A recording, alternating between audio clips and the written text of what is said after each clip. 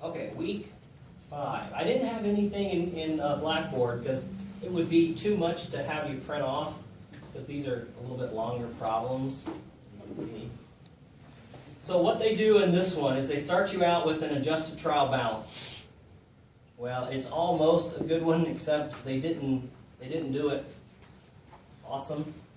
They messed it up a little bit, and one of the things is they put interest payable down here at the bottom. I don't know why they did that.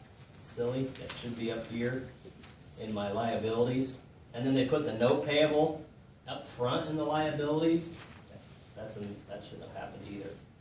That should be down here at the bottom of the liabilities because it's long term.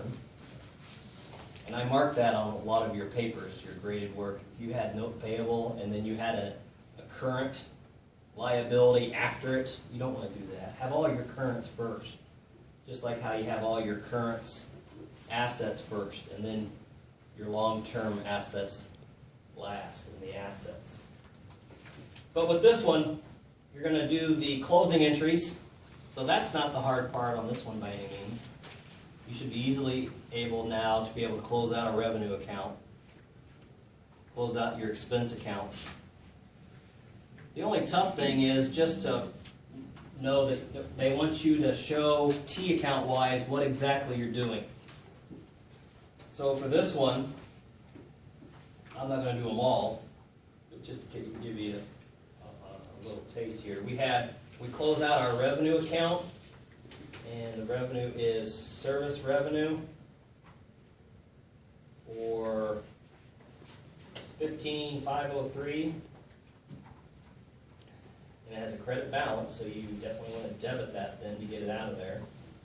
And credit the income summary for $15,503. So I'm going to come down here and notice this is the number 1 transaction. So I'm going to come down here, and I had a credit to income summary for my first one for $15,503.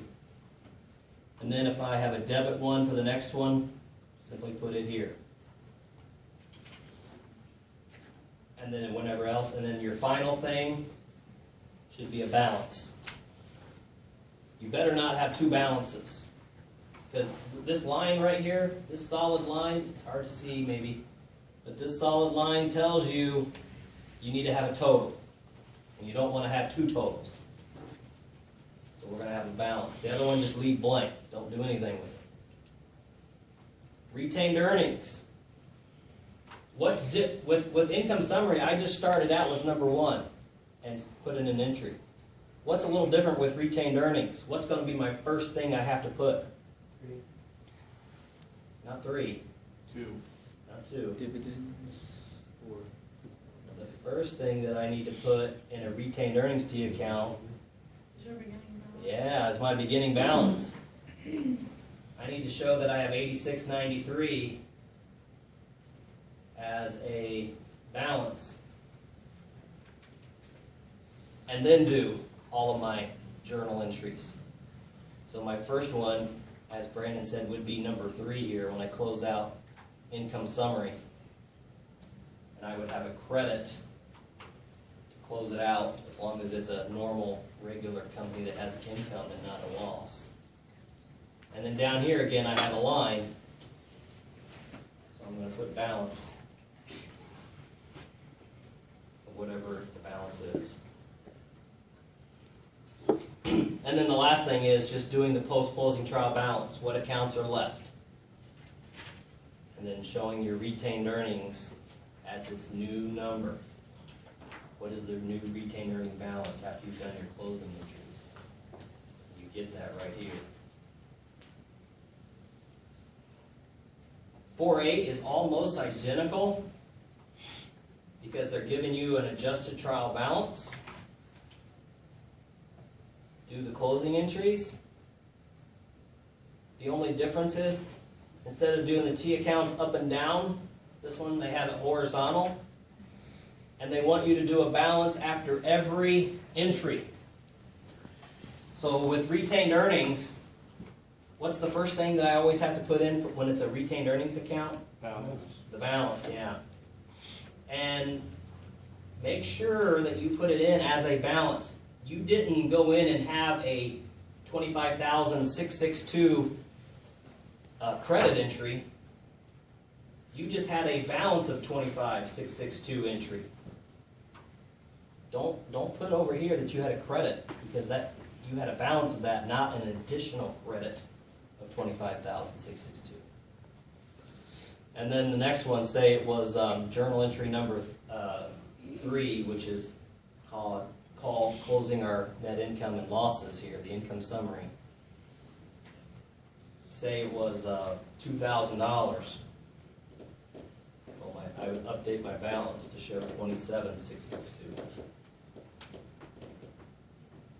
Always updating your balances when they have it horizontal like this. That's the only difference with this one. 417. Income statement. They have lots of blanks, but it's not that bad. What should be the first thing that goes on the income statement? What category heading? Assets. No. Income statement. Revenue. Revenue. And then it gives us two things, so obviously there better be two revenues up here. Notice these are in no particular order. So we're going to have to find, here they are, our two revenue accounts. And then list them. Notice how they have them in the subtotal column. Subtotal. And then they want you to come over here when you're done and put the total. Just like what we do now, except we usually just have one so far. This company has two different types of revenue, rent and service revenue. What comes next? Expenses. Expenses. And we're going to list them. Obviously, there's 3 of them. Total them. And then on the left, you just put the title of the expenses. So what if it will say salaries and wages expense? Yep, and I just put the number there, whatever the number is. Not hard, it's just putting them in the right format. Revenues minus your expenses equal Net income. net income. Net income. Statement of retained earnings. You always start the statement of retained earnings with The previous one. the previous retained earnings from last year, 2014. And then either add or subtract depending on if you have a net loss or a net income. If you have a net loss, you got to subtract. If you have a net income, add it. Dividends, ending retained earnings. Balance sheet. Every drop down should be a new category.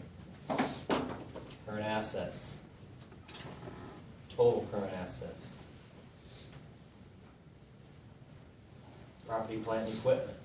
Total property, plant, and equipment. So it shouldn't be that hard for you to finish. This is just good practice doing the financial statements. And then 3.2a is kind of putting everything together. Doing some adjusting entries. Putting the adjusting entries, I believe, in their T accounts. And then doing the financial statements and some closing entries for the final steps.